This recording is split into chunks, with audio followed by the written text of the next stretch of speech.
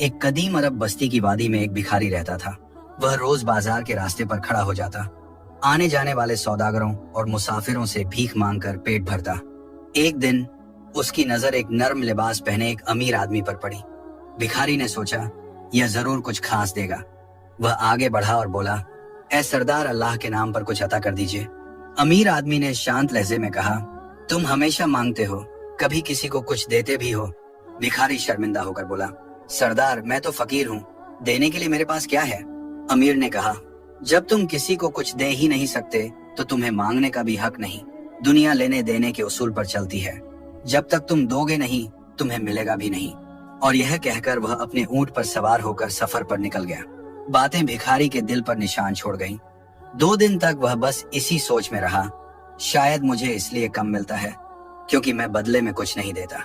तीसरी सुबह वादी के पास खिलते हुए ताजा गुलाब उसकी नजर में आए। उसके मन में एक नया ख्याल आया, क्यों न देने वालों को बदले में ये फूल दूं।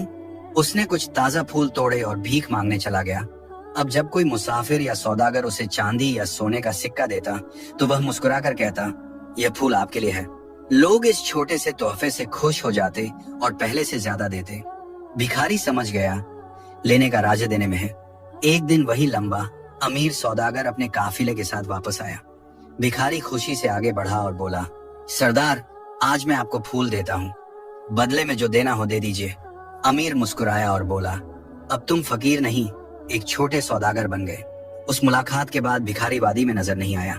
6 महीने बाद वही वादी में 2 बड़े सौदागर मिले। उनमें से एक ने मुस्कुराकर पूछा, क्या पहचानते हो?